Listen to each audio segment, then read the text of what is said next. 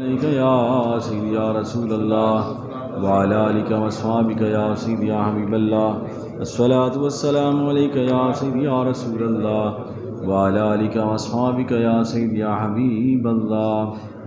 حضرات محترم، برادران اسلام، اللہ تعالیٰ کا لاکھ لاکھ شکر ہے جس کے فضل و کرم سے ہم یہاں جمعۃ المبارک کی پاکیزہ گھڑیوں میں حاضر ہیں۔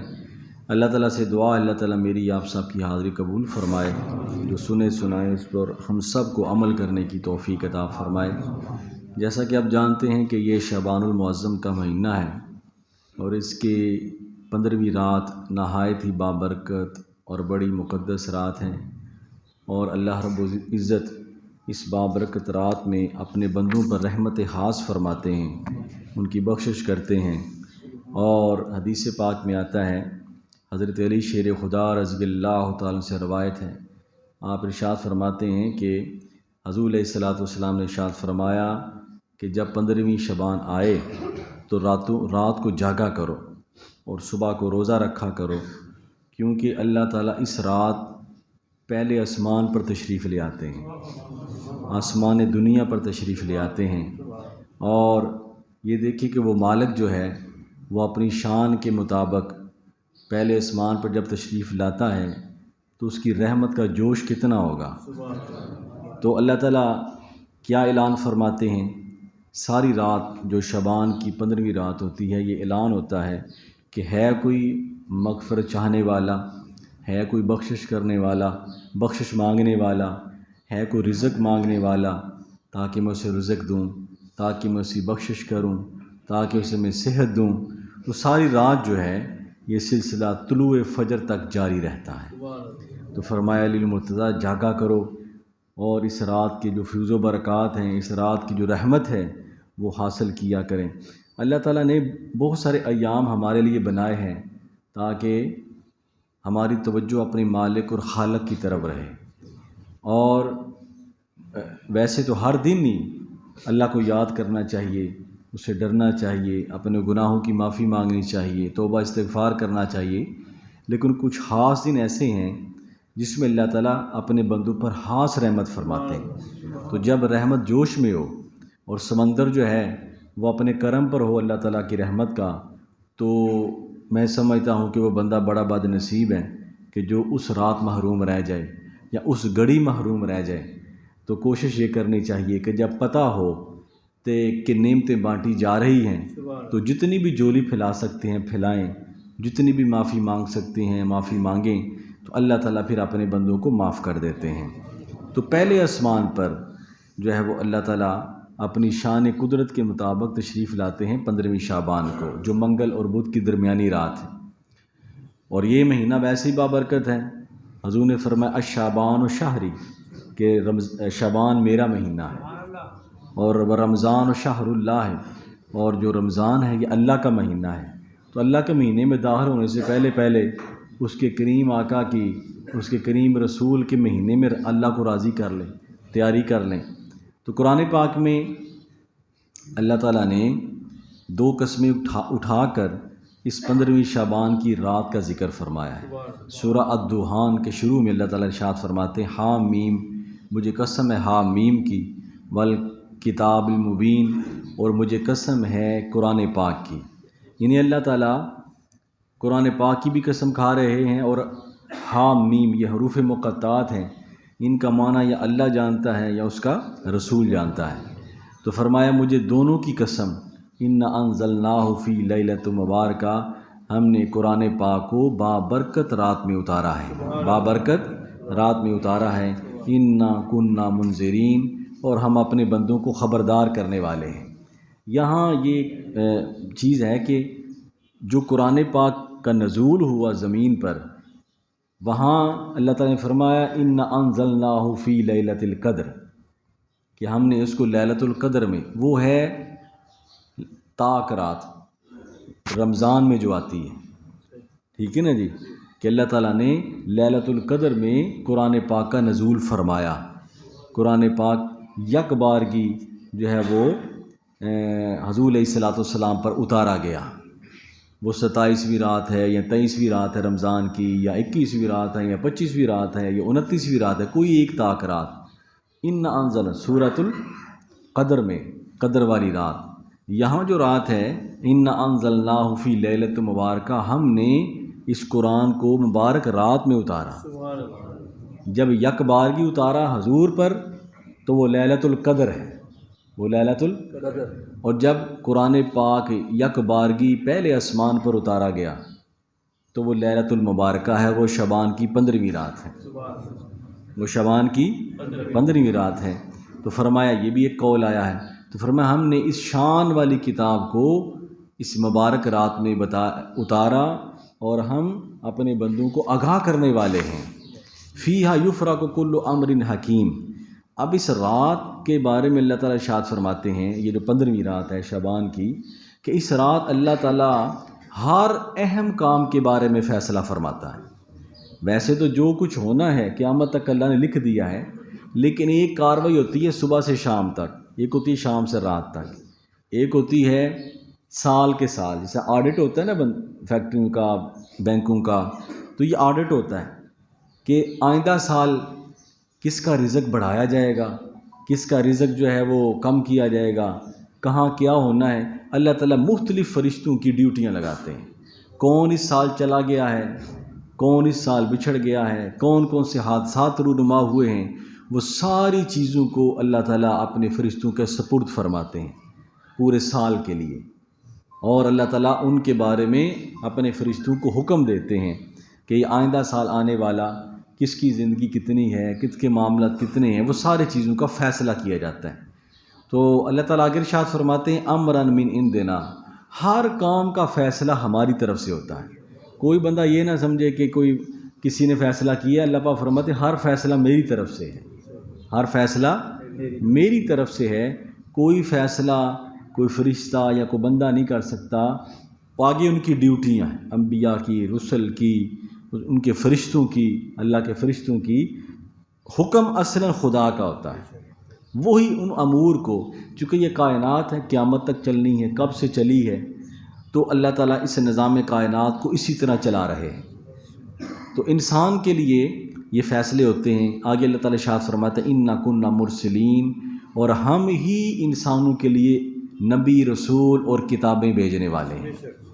رحمت من ربک، ساری کی ساری رحمت تمہارے رب کی طرف سے، ساری کی ساری رحمت تمہارے رب کی طرف سے ہے۔ انہ هو السمیع العلیم، بے شک وہ سننے والا بھی ہے اور جاننے والا بھی ہے۔ تو یہ جو 5 آیات ہیں ان میں اللہ رب العزت نے اس رات کے چند اہم باتیں ہمارے سامنے رکھی ہیں۔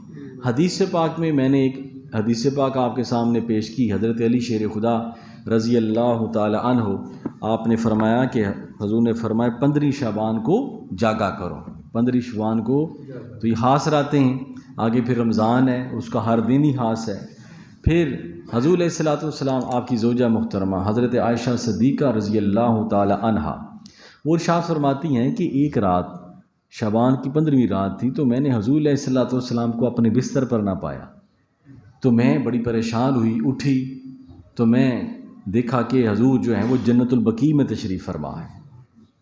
یہاں محبت والوں نے بات لکھی ہے کہ کئی احادیث ایسی آئی ہیں کہ حضور علیہ الصلوۃ والسلام اچانک اٹھ کے چلے گئے تو صحابہ پریشان ہوئے، پھر حضور کے وہ خوشبو سونگتے سونگتے، کیونکہ حضور علیہ الصلوۃ والسلام جس گلی سے گزرتے وہاں خوشبو رہتی تھی، ان گلیوں بازاروں میں آج بھی خوشبو ہے، تو صحابہ پتہ کرتے کرتے پھر وہاں پہنچ جاتے تھے۔ بہت سی احادیث ہیں۔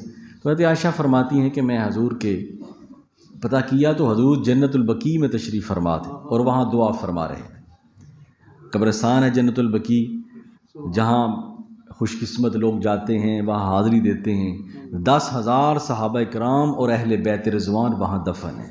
سبحان اللہ، یہی اس کی فضیلت کے لیے کافی ہے۔ جہاں سیدہ کائنات دفن ہے، حضرت امام حسن دفن ہے، حضرت سیدنا عثمان غنی دفن ہے، حضرت عائشہ صدیقہ دفن ہے، حضرت امام مالک دفن ہے، حضرت امام جعفر صادق دفن ہے، حضرت امام باقر دفن، دیگر کبار صحابہ کرام، امہات المؤمنین، محدثین، اولیاء اعظام وہاں دفن۔ تو وہاں آپ تشریف فرما ہیں، آپ دعا فرما رہے ہیں، دعا سے فارغ ہوئے تو آپ نے فرمایا عائشہ کہ آپ سمجھتی ہیں کہ میں آپ کے حق میں کوئی حق تلفی کرنے والا ہوں؟ نہیں، بلکہ آج کی رات ہی بڑی بابرکت ہے۔ یا رسول اللہ کیا خاص حکمت ہے؟ فرمایا آج شعبان کی 15ویں رات ہے، اور شعبان چونکہ میرا مہینہ ہے، اللہ تعالیٰ نے اس کو میری نسبت کی وجہ سے یہ برکت دی ہے کہ شعبان کی 15ویں رات کو اللہ تعالیٰ مدینہ پاک میں ایک بہت بڑا بکریوں کا ریوڑ تھا، بنو کلب، اس قبیلے کے پاس بہت زیادہ بکریاں تھیں، تو فرمایا آج کی رات اللہ تعالیٰ ان بکریوں کے بالوں کے برابر اپنے بندوں کی بخشش کرتے ہیں، گناہ گاروں کی بخشش کرتے ہیں۔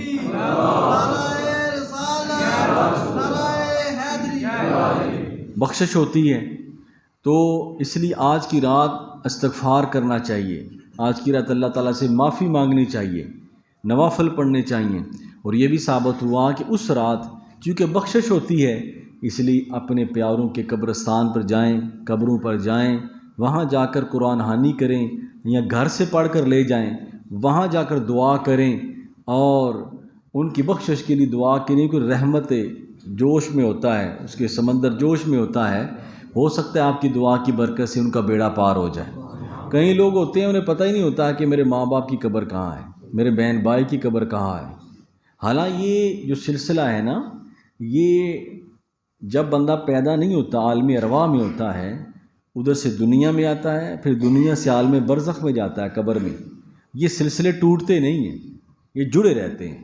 فرق صرف یہ ہے کہ جو عالم ارواح ہے جہاں سے ہم آئے ہیں وہ عالم کن ہے، عالم تخلیق ہے، اللہ تعالیٰ اپنے بندوں کو پیدا فرمایا، یہ جب دنیا میں آئے تو یہ دارالعمل بن گیا، دارالعمل، یہاں ہم نے کام کرنا ہے، کس کے لیے؟ اگلے جہان کے لیے، یہ دارالعمل ہے۔ پھر وہاں یہاں سے بندہ اگلے جہان بیٹھ کے جاتا ہے قبر کی سواری پہ، تو عالم برزخ میں چلا جاتا ہے، وہاں اس کے ساتھ وہ معاملہ ہوتا ہے جو اس نے یہاں کیا ہوتا ہے۔ تو اس لیے حضور نے فرمایا کہ میں تمہیں قبروں پر جانے سے پہلے منع کرتا تھا، اب جایا کرو، یہ آخرت کی یاد دلاتی ہیں۔ تو کئی لوگوں کو ہوش ہی نہیں ہوتا، کئی لوگ کہتے ہیں قبروں پر جانا نہیں چاہیے، اگر نہ جانا ہوتا تو اتنا بڑا قبرستان جنت البقیع ہے، وہاں لوگ کیوں جاتے ہیں؟ حضور کیوں تشریف لے گئے؟ اس لیے لے گئے کہ قبروں پر جانے سے ایک تو پتہ چلتا ہے کہ یہ میرے فلاں کی قبر ہے، اور دوسرا اس کی بخشش کی دعا ہوتی ہے، تیسرا یہ بھی احساس پیدا ہوتا ہے کہ آخری مقام یہی ہے، آخری مقام یہی ہے۔ تو آپ نے فرمایا بنو کلب بکریوں کے برابر جو ہے، قبیلے کے بنو کلب جو قبیلہ ہے، اس بکریوں کے برابر جو بال ہیں ان کے برابر اللہ تعالیٰ اپنے بندوں کی بخشش فرماتے ہیں۔ تو رات کو جاگنا چاہیے، توبہ کرنی چاہیے، استغفار کرنا چاہیے، اللہ تعالیٰ سے معافی مانگنی چاہیے، اور توبہ کرنا تو ویسے اللہ کو بڑا پسند ہے جی، اس کے کرم کو، گناہ گار کو اس کا کرم چاہیے، گناہ گار کو بھی تو اس کے کرم کو بھی گناہ گار چاہیے جی۔ تو یہ جو اس کا کرم ہے، یہ اس کی رحمت ہے، یہ بھی گناہ گار ہم جیسے مسکینوں گناہ گاروں کے لیے۔ تو ہر نبی رسول نے اس کی بارگاہ میں توبہ کی ہے، کیونکہ وہ کریم ہے، وہ رحیم ہے۔ حضرت عائشہ فرماتی ہیں حضور علیہ الصلوۃ والسلام راتوں کو روتے، یا رسول اللہ آپ بھی روتے ہیں؟ فرمایا افلا اکون عبدا شکورا، کیا میں اس کا شکر گزار بندہ نہ بن جاؤں جو اس نے مجھ پر کرم کیا ہے، اس نے مجھ پر مہربانی کی ہے، اس نے مجھ پر شفقتیں کی ہیں، اس نے مجھے یہ شرف عطا فرمایا ہے۔ تو ہمارا کام کیا ہے کہ اس کی بارگاہ میں جھک جائیں، اس کی بارگاہ میں جھک جائیں، توبہ کریں۔ اس لیے قرآن پاک میں اللہ تعالیٰ ارشاد فرماتے ہیں جب یہ ایام آ جائیں نا، یہ لیلۃ الشعبان ہے، لیلۃ القدر ہے، رمضان کے عشرے ہیں، کوئی خاص راتیں ہیں، ویسے ہی ہر دن خاص ہوتا ہے، فائدہ اٹھانا چاہیے۔ حضور نے فرمایا زندگی کو موت سے پہلے غنیمت سمجھا کرو، جو پل بھی تمہیں مل جائیں، جو گھڑیاں بھی تمہیں مل جائیں، ان کو غنیمت سمجھا کرو، کل کا پتہ کوئی نہیں۔ بلکہ حضور غوث پاک رضی اللہ تعالیٰ عنہ ارشاد فرماتے ہیں یہ نہ کہا کرو کہ زندگی 4 روزہ ہے، زندگی 1 روزہ ہے، جو گزر گیا اس نے آنا نہیں، اور جس کل کا بندہ انتظار کرتا ہے اس کا پتہ کوئی نہیں۔ اس لیے جو کرنا ہے تم نے آج کرنا ہے، آج ہی کوشش کرنی ہے۔ تو توبہ تو اللہ کو ویسے ہی بڑی پسند ہے۔ حضور داتا صاحب کے نے جو توبہ کے بارے میں باب باندھا ہے، تو آپ نے نا توبہ کی 3 قسمیں بیان فرمائی۔ فرمایا توبہ 3 قسموں کی ہوتی ہے۔ قرآن پاک میں تو ویسے بھی آتا ہے کہ یا ایھا الذین آمنوا توبوا الی اللہ توبۃ نصوحا، کہ ایمان والو سچی توبہ کرو، پکی توبہ کرو، یہ نہیں غلطی کی یا اللہ معافی، سوری، غلطی کی پھر یہ تو بغاوت ہوگی۔ توبہ پھر ایسی کریں کہ جس راستے کو چھوڑ دیا ہے اس راستے کی طرف دیکھنا بھی گوارا نہ کریں۔ جس ظلمت سے رب نے آپ کو نکال لیا ہے اس ظلمت کی طرف جانے کی توجہ نہ کریں۔ جس گناہ پر آپ نے اظہار ندامت اور شرمندگی کا کرتے ہوئے چھوڑ دیا ہے اس کی طرف دوبارہ نہ دیکھیں۔ یہ اس کا کرم ہے کہ اللہ نے تمہیں اس دلدل سے نکال لیا، اس دلدل سے نکال۔ یہ نہ کرو کہ میں نے کوشش کی ہے تو میں نکل آیا۔ فرمایا رحمت من رب کا، یہ جو رحمت ہے تمہارے رب کی طرف سے، یہ جو کرم ہے یہ تمہارے، یہ نہ سمجھو کہ ہم خود آئے بیٹھے ہیں، یہ اس نے بٹھایا تو آئے بیٹھے ہیں، ورنہ آپ سے زیادہ رش بازاروں میں لگا ہوا ہے، ان کو نہیں توفیق، آپ کو رب نے توفیق دے گی۔ آپ غسل کر کے خوشبو لگا کے وضو کر کے یہاں پہنچے ہیں تو کس کی توفیق سے؟ اللہ کی توفیق سے، اس نے تمہیں یہاں آ بٹھایا ہے۔ ورنہ کئی لوگ سو کے حساب سے بازاروں میں بیٹھے ہوئے ہیں، کوئی کسی کام میں مگن ہے، کوئی کسی کام میں مگن ہے، لیکن جب وقت گزر جاتا ہے تو پھر بندے کے پاس مہلت نہیں رہتی۔ وہ توبہ رجوع کر لینا یہ اللہ کو پسند ہے، یہ اللہ پسند کرتا ہے کہ میرا بندہ مجھ سے گناہوں کی معافی مانگے اور میری طرف رجوع کر لے۔ جب ایک بندہ اللہ کی طرف رجوع کر لیتا ہے تو اللہ تعالیٰ فرشتوں کو بتاتا ہے کہ میرے بندے نے میرے ساتھ صلح کر لی ہے۔ تو حضرت حضور داتا صاحب وہ توبہ کی 3 قسمیں بیان فرماتے ہیں۔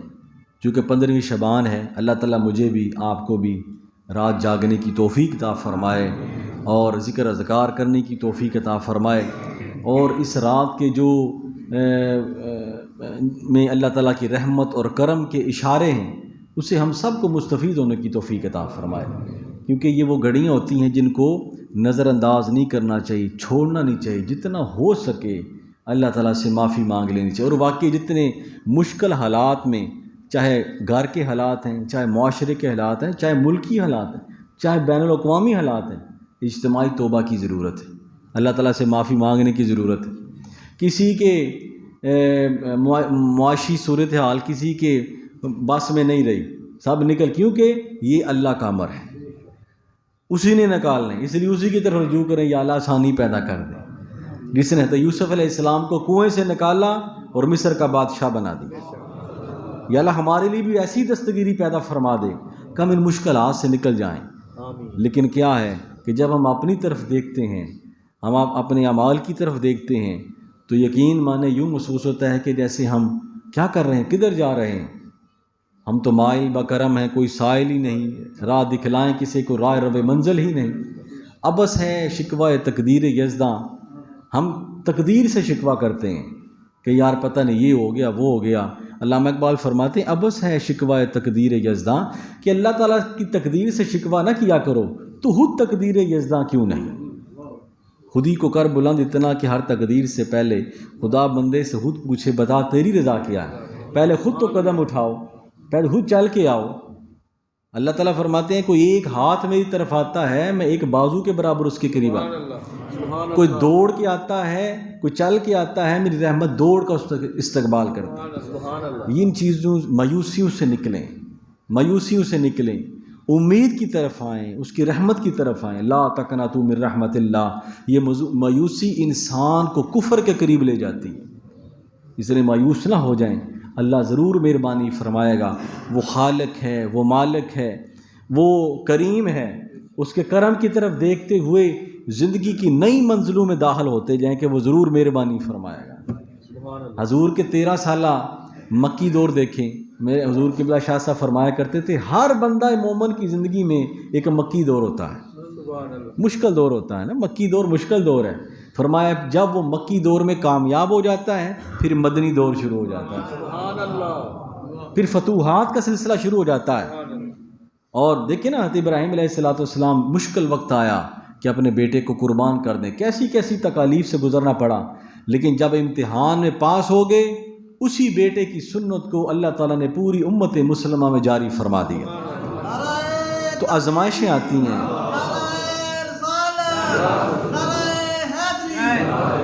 تو آزمائشوں سے مایوس نہ ہو، اس مالک کی طرف توجہ کریں۔ تو فرمایا 3 چیز، توبہ کی 3 قسمیں ہیں۔ فرمایا ایک توبہ بندہ اس وقت کرتا ہے کہ جب اللہ کے عذاب کا خوف اس پر آ جائے. ایک بندہ توبہ اس وقت کرتا ہے، ڈر جاتا ہے، زلزلہ آیا، ڈر گیا، گھبرا گیا، تو توبہ کر لیتا ہے، یا اللہ معافی دے دے. زلزلہ کہاں ہے؟ ترکی میں. جو یہاں ڈر کے توبہ کرتا ہے، ایک توبہ کی قسم یہ، حالانکہ یہ خود بہت ٹھیک ہے لیکن ڈر گیا ہے. فرمایا یہ جو پہلی توبہ ہے اس کو تائب کہتے ہیں. اس کو کیا کہتے ہیں؟ حضور داتا صاحب فرمایا اس کو تائب کہتے ہیں. اور یہ توبہ جو ہے عام بندہ کرتا ہے، میں اور آپ. کہیں زلزلہ آ گیا، یا اللہ معافی دے دے، تو ہم تائبون میں آ گئے. زلزلہ کہیں آیا ہے، ڈر ہم گئے ہیں، تو تائب، یہ تائب ہے. فرمایا دوسری توبہ کی قسم یہ ہے کہ انسان کو نعمت کی خواہش ہوتی ہے لیکن وہ نعمت کو اس لیے حاصل نہیں کرتا کہ کہیں میں گناہ گار نہ ہو جاؤں، یا اللہ جیسا رب نے کیا ہے بہتر ہے. فرمایا وہ اللہ سے معافی مانگتا، یا اللہ میں زیادہ کی خواہش کر بیٹھا ہوں.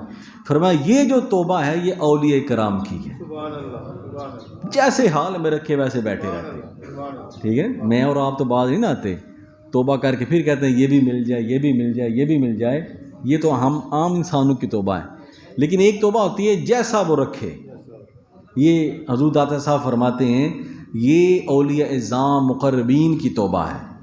اور تیسری توبہ جو ہے وہ فرماتے ہیں کہ اللہ تعالیٰ کی بارگاہ میں ہر وقت خوف کی کیفیت میں بندہ رہتا ہے. اس قدر وہ متوجہ رہتا ہے اس سے کسی دوسری چیز کی خبر ہی نہیں ہوتی. فرمایا یہ نبیوں کی توبہ ہے، رسولوں کی توبہ ہے. کیونکہ وہاں تو گمان بھی نہیں ہوتا نا کہ غلطی ہو جائے. فرمایا وہ ہر وقت اپنے رب کی طرف رہتے ہیں. بلکہ جو پہلی نیکی ہے نبی اس کو ہلکا سمجھتا ہے، اس سے اوپر کی نیکی کرتا ہے، اس کو ہلکا سمجھتا ہے. پھر کیونکہ نبوت ہے، مقام رسالت ہے. تو فرمایا یہ تین قسم کی توبہ ہے. تو فرمایا باہر لب لباب یہ ہے کہ ایمان والو سچی توبہ کر لو، ایمان والو سچی توبہ کر لو. حضرت جنید بغدادی رحمۃ اللہ تعالی علیہ سے کسی نے پوچھا تھا کہ توحید کیا ہے؟ تو عام بندہ تو یہی جواب دینا ہے کہ توحید یہ ہے کہ اللہ ایک ہے، یہی توحید ہے. اور طریق یہ بھی ہے، لیکن اپنی اپنی جو جس کا جتنا مقام ہوتا ہے وہ اس کے مطابق ہی وہ پیش کرتا ہے. آپ نے فرمایا توحید یہ ہے کہ تجھے رب نے نعمتیں دی ہیں پھر اس کی نافرمانی نہ کرو، یہ توحید ہے. بندہ رب کو ایک مانے اور اس کی نافرمانی کرے تو کیا وہ رب کو ایک مان رہا ہے؟ نافرمانی کر رہا ہے نا. رب کو ایک ماننا یہ ہے کہ یا اللہ ہم نے تجھے ایک مانا ہے تو پھر ہم مانیں گی بھی تیری جو تو نہیں. تو کوشش کریں. ہاں انسان نے کوشش کرنی ہے. اللہ تعالیٰ نے بھی ہمیں یہی درس دیا کہ تم نے کوشش کرنی ہے، تم نے آگے نکلنا ہے، تم نے برائی سے بچنے کے لیے دروازوں کو عبور کرنا ہے. تالے کھولنا میرا کام ہے. سبحان اللہ.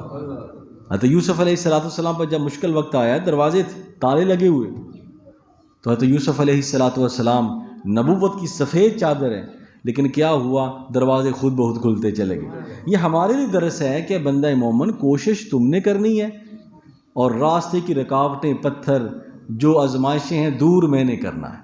حضور نے فرمایا توبہ کیا کرو. توبہ کرنے والا ایسا تھا جیسے اس نے گناہ کیے ہی نہیں. میں رات کو بھی ایک حدیث پاک سنا رہا تھا کہ اللہ تعالیٰ اپنے توبہ کرنے والوں کو اتنا پسند کرتے ہیں کہ ایک بندہ سفر پر جاتا ہے، اس کے پاس سواری ہے، اس پر سامان ہے، کھانے پینے کی چیزیں، تو وہ راستے میں ایک صحرا میں ٹھہرتا ہے. تو ٹھہرتا ہے تو سو جاتا ہے، آنکھ کھلتی ہے تو سواری نہیں ہوتی. حضور مثال دے کر سمجھا رہے ہیں، سواری نہیں ہوتی. اٹھتا ہے بڑا پریشان ہوتا ہے، بھوک بھی لگی ہے، پیاس بھی لگی، پتہ نہیں یار میری سواری کہاں گئی. فرمایا اچانک اس کی سواری اس سے مل جاتی ہے. وہ اتنا خوش ہوتا ہے کہ خوش ہو کے یہ جملہ کہہ دیتا ہے کہ رب میرا بندہ ہے، میں اس کا رب ہوں. یہ جملہ کہہ دیتا ہے تو خوشی کی عالم میں. تو حضور نے فرمایا ایک تو اس بندے کی خوشی نا جسے سواری مل گئی، ایک رب کی خوشی ہے. وہ کب خوش ہوتا ہے؟ فرمایا حضور نے فرمایا اس بندے سے کروڑ درجے زیادہ اللہ اس وقت خوش ہوتا ہے جب اس کا گم شدہ بندہ اس کی بارگاہ میں واپس آ جاتا ہے. سبحان اللہ. اس وقت اللہ تعالیٰ فرماتے ہیں کہ میرے بندے نے میرے ساتھ صلح فرما لی. توبہ اللہ تعالیٰ کا بارگاہ میں ندامت، شرمندگی. ایک بادشاہ تھا بنی اسرائیل میں، اس نے کہا یار غلطیاں بڑی ہو گئی ہیں، تو جب مر جاؤں تو مجھے جلا دینا. جلا دیا، اللہ کی بارگاہ میں پیش ہو گیا. اللہ نے فرمایا تو نے اپنے آپ کو جلوایا کیوں؟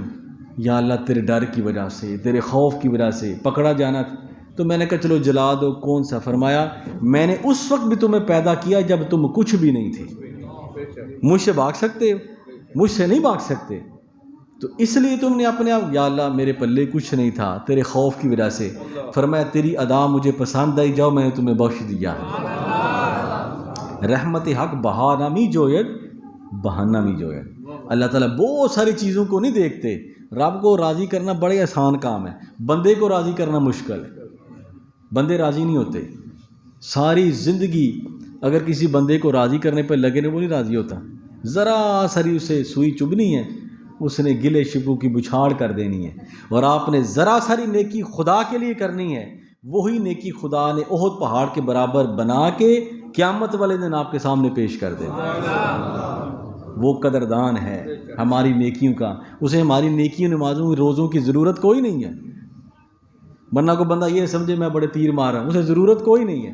اس کی مہربانی ہے کہ ہمارے ٹوٹے پھوٹے سجدے، دکھاوے، ریاکاری کی نمازوں کو قبول کر کے اور نامہ مال کو سجا کے وہ ہمارے سامنے پیش کر دے گا. ورنہ حضرت ابی بن کعب فرماتے ہیں اگر وہ اپنے بندوں کو تباہ بھی کر دے تو اس کی بارگاہ میں ہمارا شکوہ نہیں بنتا.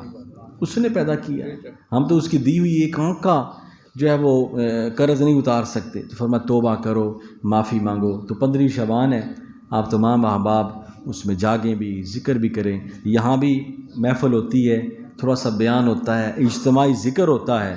اجتماعی ذکر کے بڑے فائدے ہیں. تو آپ اس محفل پاک میں، اس مسجد میں ضرور تشریف لائیں. ذکر بھی ہوگا، بیان بھی ہوگا، پھر صلاۃ و تسبیح بھی ہوگی. اللہ تعالیٰ میری آپ سب کی حاضری قبول فرمائے. وما علینا الا البلاغ، وآخر دعوانا الحمد للہ رب العالمین. سنتے ہیں آپ فرما لیں.